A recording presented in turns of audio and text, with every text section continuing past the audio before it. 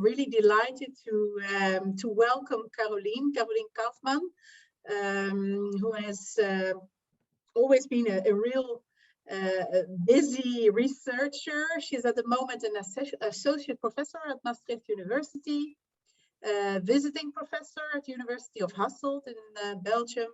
She is a member of the flying faculty of the China EU School of Law. Is still a member of this flying faculty? I found it very amusing. I'm still a member, but we do not fly anymore since COVID. Oh, you don't fly anymore. That's okay. Teach online. I liked it very much.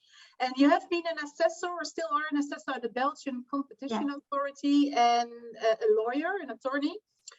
You took your master's and PhD degree at Leuven University. You obtained a Marie Curie fellowship to conduct research on the interface between European private law and European competition law, and a China EU School of Law research grant for the coordination of research on procedural rights in European and Chinese competition law. You have been coordinating the General Law of Obligations and Contracts research program of JUS Commune Research School, a renowned research school, and you authored numerous contributions to national and international journals writing about contract law, consumer law, competition law. You have been a member of the editorial board of the Maastricht Journal of European and Comparative Law and of the Dutch Tijdschrift voor Consumentenrecht en Handelspraktijken, Journal of Consumer Law and Market Practices. You are often invited to speak at international conferences and have been a member of several working groups, such as the working group drafting model rules for online intermediary platforms. You often provide advice to European institutions, and a recent project pertained to the rise of different actors in a collaborative economy. And today you will tell us about your latest project that pertains to the very recent Commission proposals to improve the working conditions of people working through digital label platforms. And we are very honored that you accepted to present this research at our first seminar of 2022. And I now give the floor to you, Caroline. Okay, thank you, Charlotte, for this very extensive introduction. I decided indeed to speak about the new package that has been published by the Commission recently, and that contains a number of instruments aimed at delivering better working conditions for platform workers. It is undisputed that online platforms created new ways for people to make a living.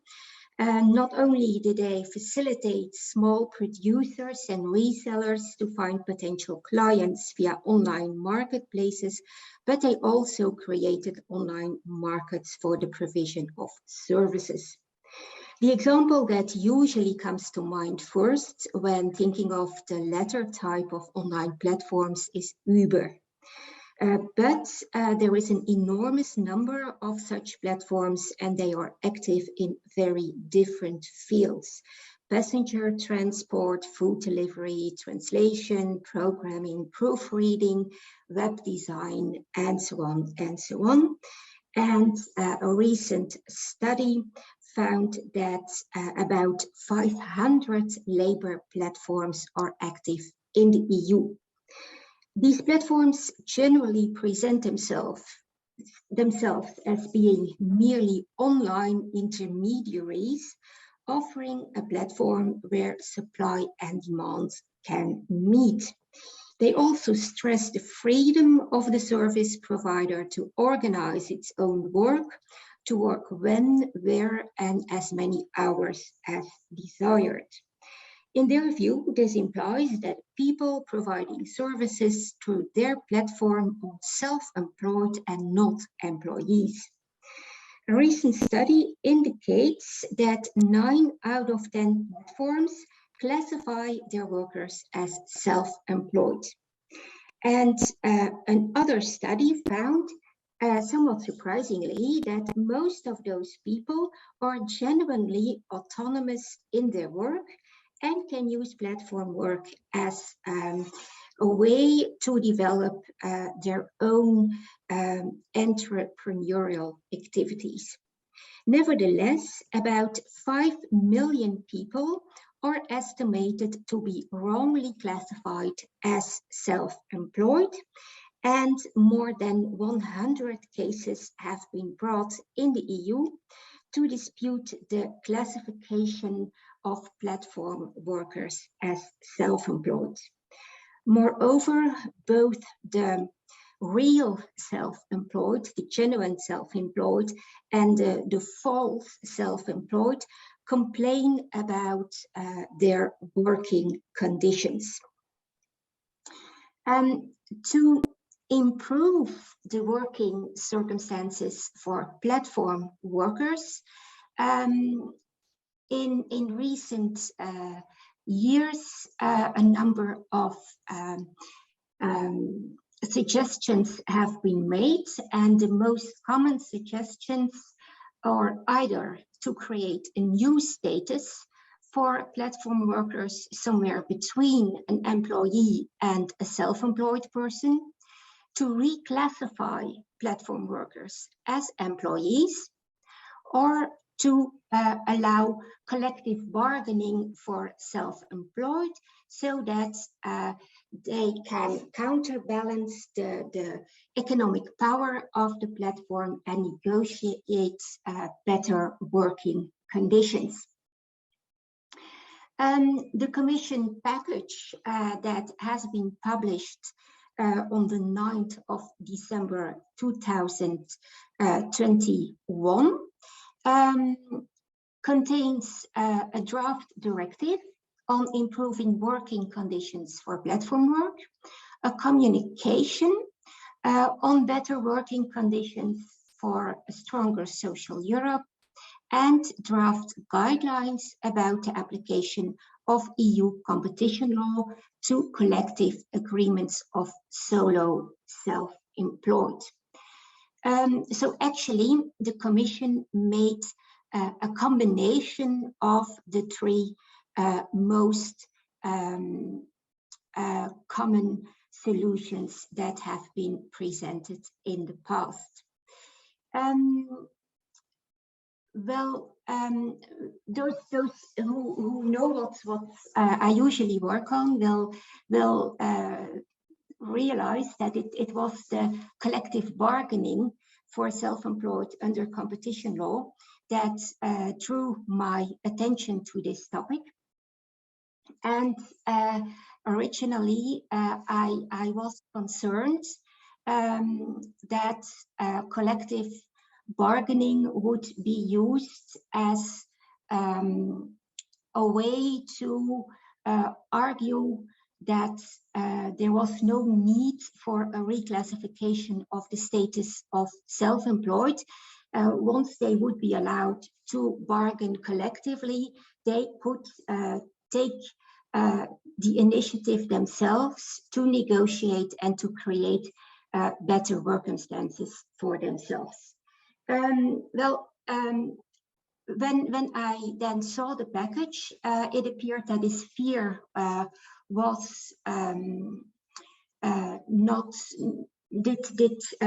did not come through. The Commission actually made prepared a very well balanced package, combining collective bargaining with for self-employed, with a directive making it easier for platform workers to obtain a reclassification of their status as an employee. This latter element is indeed one of the main aims of the proposed directive. The directive has two other aims, namely to ensure fairness, transparency, and accountability in the algorithmic management of the platform work, and to enhance the transparency, traceability, and awareness of the developments in platform work, and improve enforcement of the applicable rules. The rules that are proposed to achieve the two last mentioned aims apply mainly irrespective of the status of the person performing platform work. So irrespective of whether that person is or is reclassified as an employee, or whether this person is classified as self-employed, or as having a third status that exists under national law. The Commission decided against the introduction of a third status between an employee and self-employed at the EU level, but the directive does not prevent a third status from existing in national law. Although under the circumstances provided by the directive, those people may need to be reclassified as workers. The directive also introduces a subtle difference in the terminology between platform workers and people performing platform work. Platform workers are those who are employees. People performing platform work are all people who carry out platform work that is defined as any work organized by a digital labor platform and performed on an performed by an individual on the basis of a contractual relationship between the digital labor platform and the individual, irrespective of whether a contractual relationship exists between the individual and the recipient of the service. The rules aimed at increasing fairness, transparency, and accountability in algorithmic management, and the rules aimed at increasing transparency of the developments in platform work are, of course, important for platform workers, but what is most valuable in this proposed directive is the first element, the possibility or the rules that make it easier for people performing platform work to obtain the correct employment status. And practically that means to be reclassified as an employee when they satisfy the conditions for this status. So it is mainly on that point that I will focus during the rest of this presentation.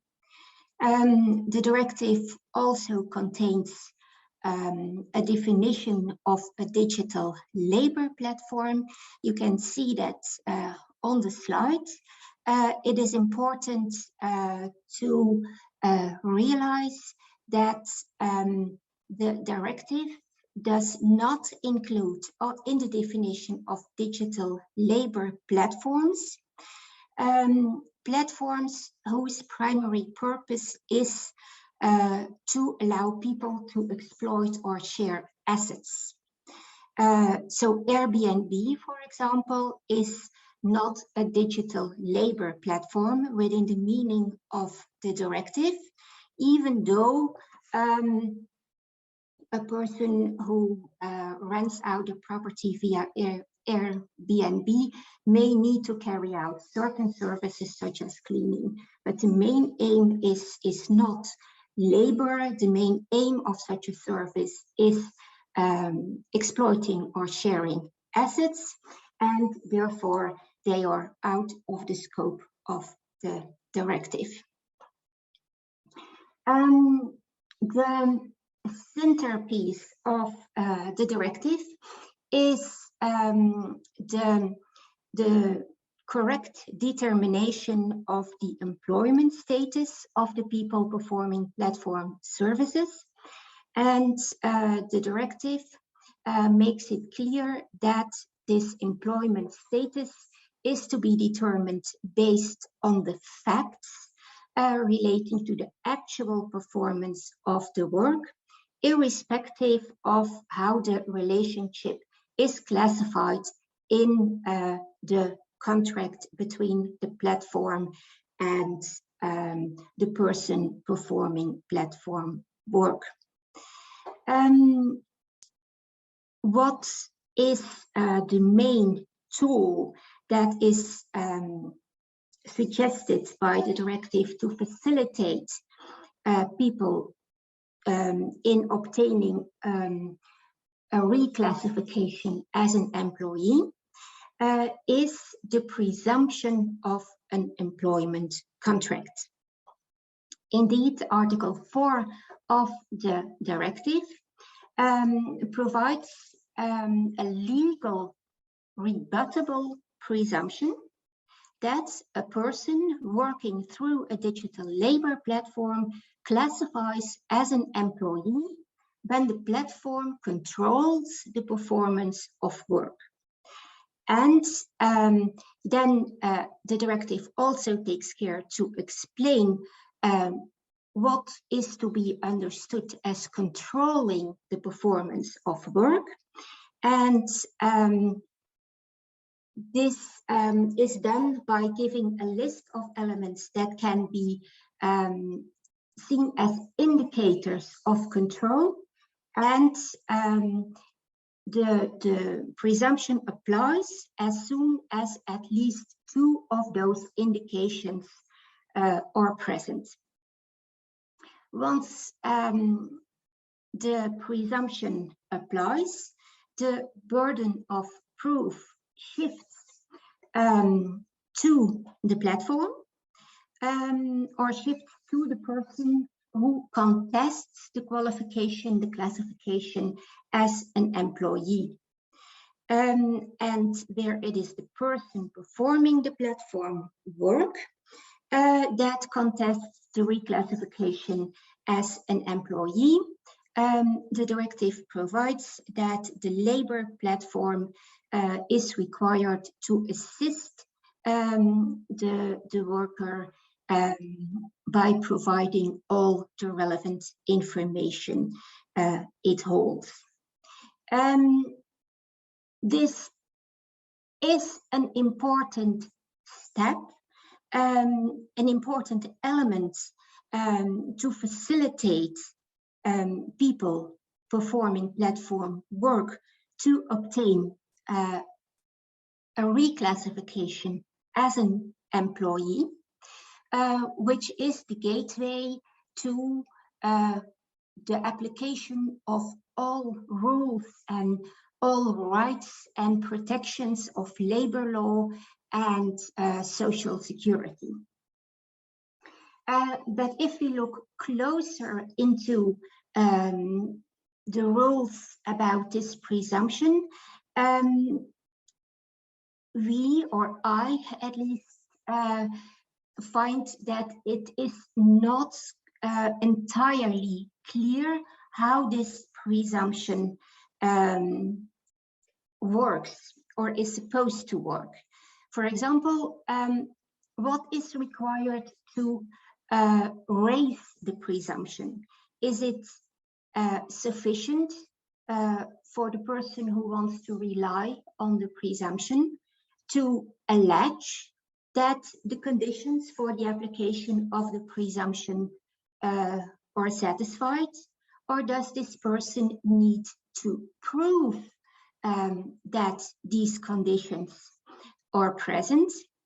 And in the latter case, the wording of the directive is a bit surprising or gives reason to concerns when you see that only when it comes to rebutting the presumption, it is mentioned explicitly that the platform needs to assist the person performing services through the platform in rebutting the presumption. So that raises the question, shouldn't the platform also contribute loyally and disclose the evidence it has under it to allow the person who wants to rely on the presumption that the conditions for the application of the presumption are satisfied.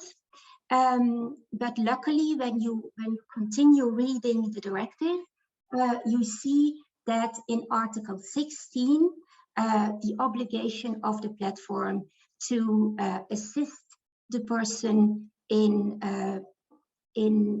being able to provide the evidence for the application of the presumption is included. Once the presumption applies, there is the possibility of rebuttal. And there the question arises, what needs to be proven to rebut the presumption? Is it sufficient to prove that the conditions for the application of the presumption are not satisfied? When we read the explanatory memorandum, we find out that that is not the case.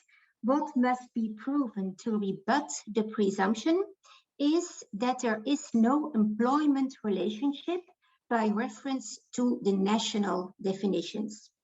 And recital 28 of the directive adds to this that it's not only the national definition that is to be taken into account, but also the case law of the Court of Justice. And although the employment relationship is in all member states somehow related to a relationship of subordination, the interpretation given by the Court of Justice to this subordination element is broader than the one that applies in some of the member states. So practically, this will mean that for the application of the directive, a broader concept of employment relationship may apply than in the applicable national law. What is also important is that the fact that the presumption is rebutted in a specific context, in a specific legal proceeding, does not prevent its application in later proceedings. Then the directive also adds that member states need to take supporting measures to ensure the effective implementation of the presumption. And to some extent, I understand this role, for example, ensuring that information on the application of the legal presumption is made available. Yes, that is a task for the national authorities. But on the other hand, I am hesitant or wondering why it is left to the national authorities to develop guidance on understanding and implementing the legal procedure, and on how to proactively target and pursue non-compliant digital labor platforms. Insofar as the specific procedural rules are not included in the directive and or part of national law, yes, of course, this is a task for the member states, but I hope that in any case at the EU level, also harmonized guidance will be made available on the interpretation of the presumption and on the ways to proactively target and pursue non-compliant labor platforms. The directive facilitates people working through platforms to be reclassified as employees, and it provides them with certain rights to obtain information on automated decision making and on the functioning of platforms. The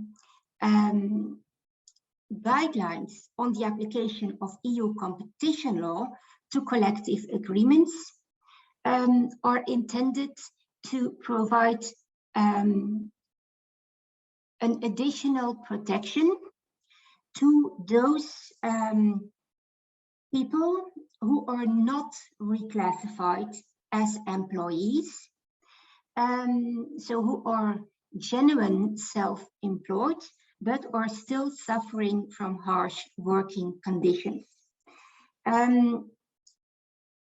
However, the guidelines also have certain spillover effects in the sense that they will also apply to other solo self-employed persons than those working through platforms.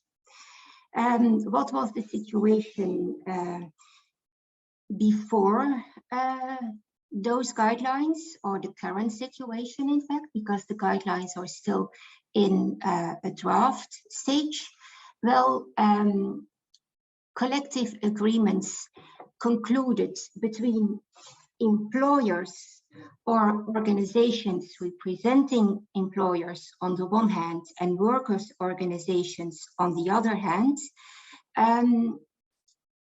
in pursuit of social policy objectives, were held to remain outside the scope of the cartel prohibition, and the judgment, the case that is the basis for this rule is still the Albany case, and this rule has been confirmed frequently afterwards. There was no right to collective bargaining for self-employed persons because the self-employed are considered to be undertakings. This rule was mitigated in the case Evan v. Keene, a case about self-employed who were called on to replace employees of an orchestra. And in this case, it was decided that a person who is classified in a contract under national law as self-employed may actually be a false self-employed when he acts under the direction of his employer. He does not share the employer's commercial risks, and for the duration of the relationship, he forms an integral part of the employer's undertaking. False self-employed were on the same level or were treated in the same way as employees for the application of the competition rules, meaning that they could also benefit from collective agreements under the conditions set out in Albany. Nevertheless, the general opinion was that this criterion of false self-employed was still too restrictive, and that also self-employed who do not satisfy these requirements may suffer from harsh working conditions and should have the right to bargain collectively without being at risk of infringing the cartel prohibition. In these guidelines, the Commission goes along with this opinion and provides for two categories of self-employed that practically will be allowed to bargain collectively. The first category concerns collective agreements by self-employed that fall outside the scope of Article 101 of the TFEU, and a second category concerns cases that in theory fall within the scope of Article 101 of the TFEU in the view of the Commission, but the Commission promises that it will not take action if this type of collective agreements is concluded. From a theoretical perspective, these two categories are really different.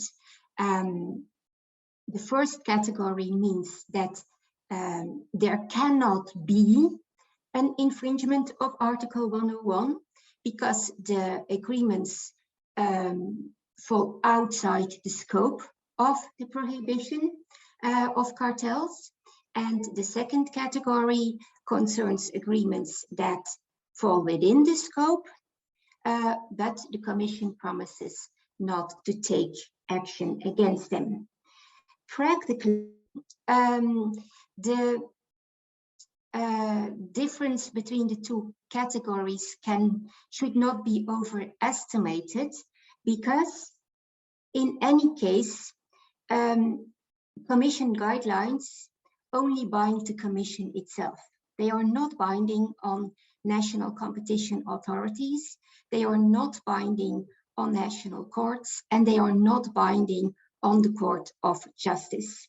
So, in fact, all the Commission can do is promising that itself will not take action, but it cannot prevent that a national court or even the Court of Justice decides that categories which, according to the Commission, fall outside the scope of Article 101, nevertheless constitute a prohibited cartel. Both categories of contracts concern agreements negotiated or concluded collectively between certain categories of solo self-employed on the one hand and their counterparties on the other hand, and they can only benefit from the guidelines insofar as they concern the working conditions of the solo self-employed. The guidelines use a broad concept of collective negotiations, ranging from negotiations through social partners or associations to direct bargaining by a group of solo self-employed persons with their counterparties or associations of those counterparties. And the guidelines also cover cases where solo self-employed wish to be covered by existing collective agreements for workers. The scope of the guidelines is determined by the concept solo self-employed persons, which is defined as persons who do not have an employment contract or are not in an employment relationship and who rely primarily on their own personal labor for the provision of the services concerned. They may use certain goods or assets as ancillary means in order to provide their services, but the guidelines will not apply in cases where the economic activity of the person consists in sharing or exploitation of goods or assets or the resale of goods or services. The few comments on the guidelines that have been published since the 9th of December, it is mainly this definition of solo self-employed persons that has been criticized as being too restrictive.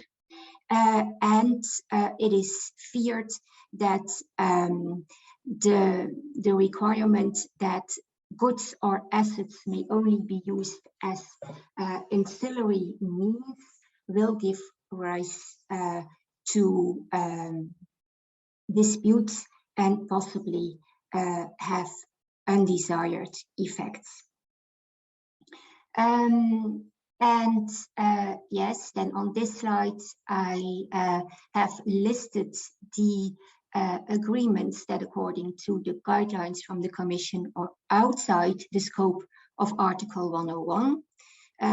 That are 3 types of agreements: collective agreements between economically dependent solo self-employed persons, and economic dependency is taken to exist when the solo self-employed earn at least 50% of their work-related income from a single counterparty.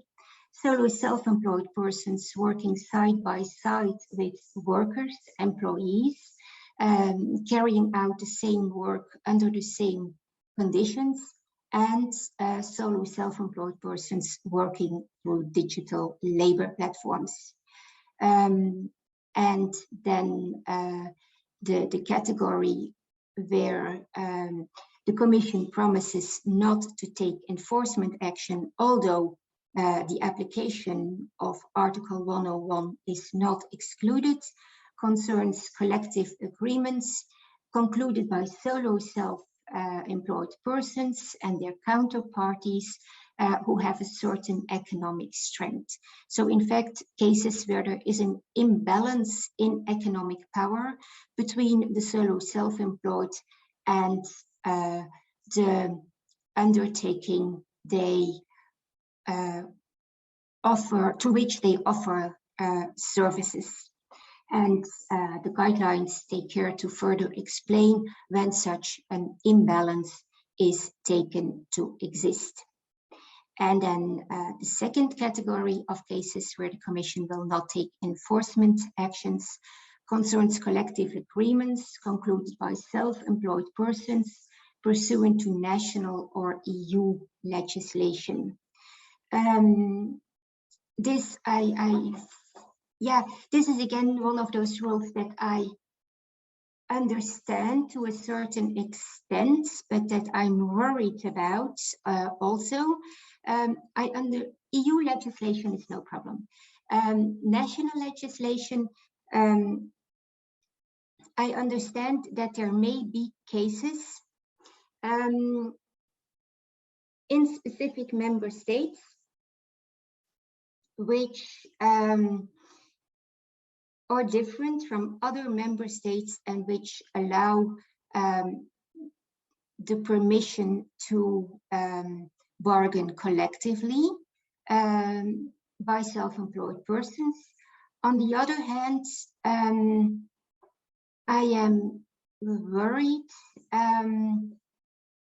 that this may lead to fragmentation of the right to collective bargaining, to differences between the member states,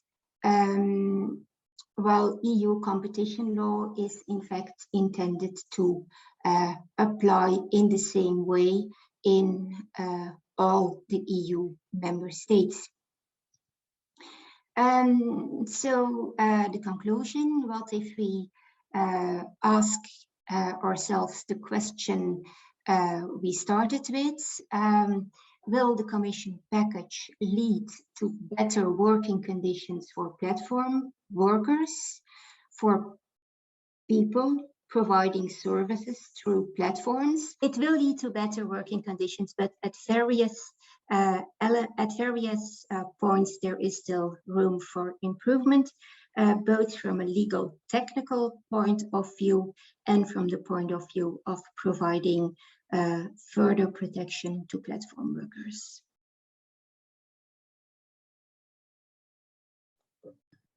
Thank you, Caroline. Thank you for a very clear presentation, and I think we learned a lot about those new proposals, and you were able, really, because those proposals are what, 3-4 weeks old. You really have really thought a lot about it already. I realized that, like with most recent proposals, there is a lot to be criticized. But at the same time, like you mentioned, it's a very positive step, because I think of all those national cases where platform workers have tried to improve their status and to really come up for their rights. It's a good thing. The Commission is taking this very seriously. But at the same time, I have also a lot of questions, but I would like to give the floor to the other attendants, and to give the possibility to ask a few questions if you still have, because we still have 50 minutes left in our session. So I really would like to have a nice discussion about those proposals, and what we would like to see differently, and if there's something you would like to ask to Caroline about the proposal, something that is not clear yet, please raise your hand or put your question in. Mireia, I thought you. Okay, even think you're of course you have a first question. Please, I'll give the floor to Mireia, and then Matthäus. Great, thank you very much, and thank you very much, Caroline, for such a fantastic and useful introduction to these new proposals. And I have a question regarding multi-work. Like, what happens with all these people who work for different platforms? How is that presumption going to be handled, and whether the obligations arising from employment will have to be prorated, and how is that going to be, let's say, how is that foreseen under this structure? Well, it's not explicitly dealt with, but I think that it follows from the rules of the directive that every relationship between a certain platform and a certain worker is to be assessed individually. So if a person is working for several platforms, I think it's possible that he classifies as an employee with regard to platform A, and as a genuine self-employed person with regard to platform B. And if there is a third status in one of the member states, possibly as having this third status with regard to platform C. Thank you. Matthäus. Yes, so I have two questions, or in fact, it's one question, which is a two-pronged one. So if I understand correctly, this new proposal for the directive is going to focus on protection of employees, but protection of employees in the, let's say, more or less classical fashion. So in the fashion where we have the platform which acts as a quasi or directly as an employer, and we have employees. My question, however, goes in a different direction. So do you think that this directive, to any extent, may enhance stronger autonomy of employees as subjects who can co-regulate or who can somehow co-govern the platform?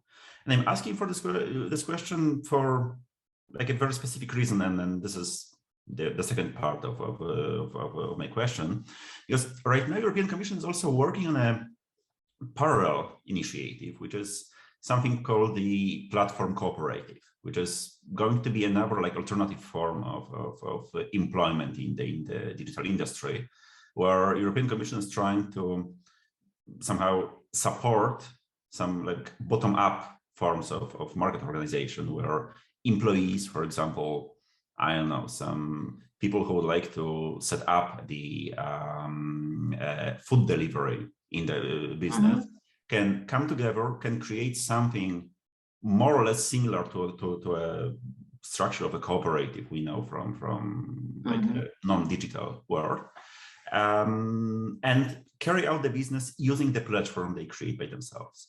So do you think that those two ideas are separate, or that nevertheless this new directive will allow employees to also in some way take some co-responsibility for the platform and for running this business and for managing it? Yes, it will allow employees and people, self-employed persons providing services through the platform to be informed.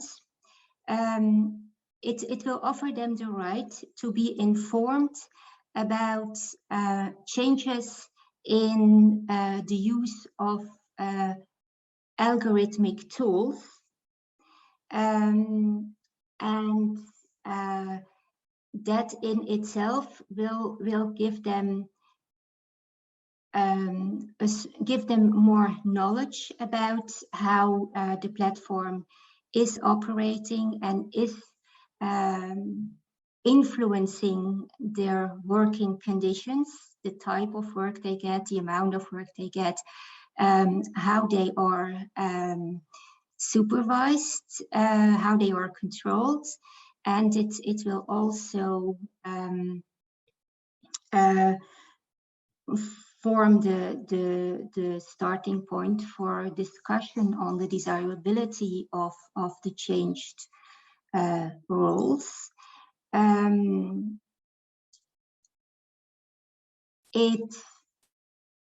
This directive does not discuss it discusses the situation where there is a platform and their employees or and their persons offering services through the platform. It does not go into the question whether the platform is operated by the people organizing, by the people offering the services through the platform, or whether that platform operator is a third person. I think that, yeah, this directive will also apply, or will be a lex generalis that will also apply to the specific situation where the owners of the platform, so to say, or the people providing the services themselves. But of course, if the legislator decides to provide something different in the new directive, he is free to do that. But I expect that this will be a lex generalis, and that a new proposal that you talk about will be a lex specialis, so that the current directive will also cover the situation that will be created by the new directive. Thank you. Are there any other questions? In that case, I might have a question myself. You mentioned a few times the strong reliance on national laws and the fact that much will depend on how things are organized at the national level, national employment laws, but also how strong are unions, how well organized are workers at national level. And coming from France and living in the Netherlands, I see big differences already in the western part of Europe. But what about the Eastern European countries, and what do you think will happen after this directive will be implemented? Will differences arise between member states, and how well platform workers are going to be protected in, let's say, France in comparison to another country where unions are less or where employment laws are less protective? Do you think that member states, when drafting this directive, have already been thinking about this thing and are afraid of a level playing field? Or is there, for your, because you've read all the legislative documents and everything, but do you have the idea that this is really what the level, the most harmonized level of protection that is feasible at European, or was the Commission actually hoping for something more? I do not know what the Commission was hoping for. I have to say that when I read the proposal, the relationship between national law and EU law was one of the elements I was concerned about, and that is likely to give rise to issues of interpretation and to differences in the application of the directive. Where it is indicated that the definition of employment relationship is to be determined taking into account the case law of the Court of Justice. This will, of course, ensure a certain level of harmonization in defining which people will be classified as employees and therefore benefit from the best social protection. On the other hand, you see in the directive, but especially in the communication that I did not go into in detail, that the Commission expects the national legislator, the national associations of workers to provide information, to take action, to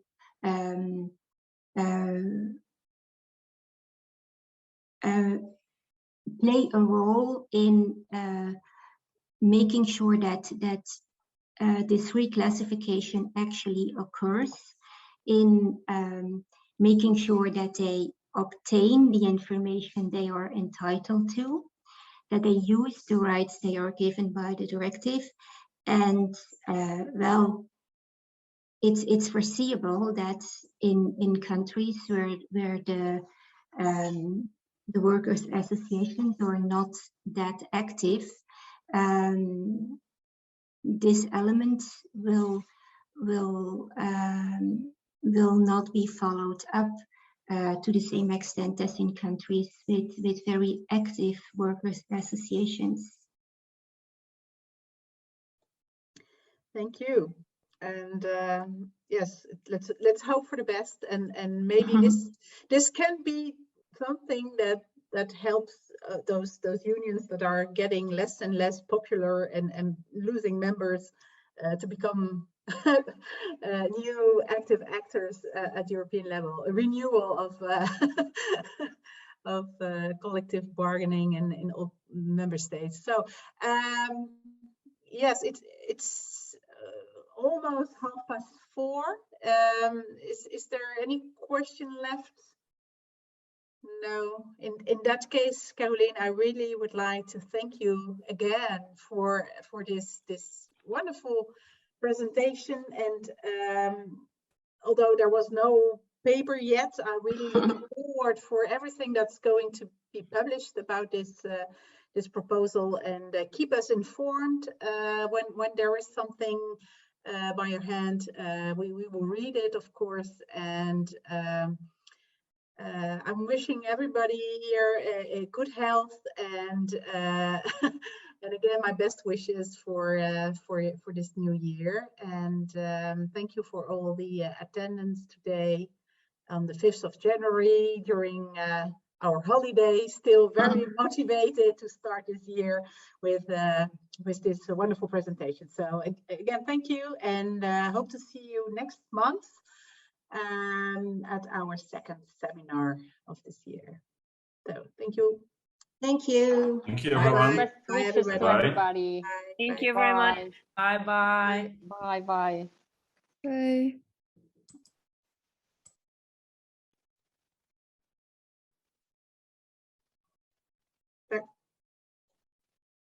Bye.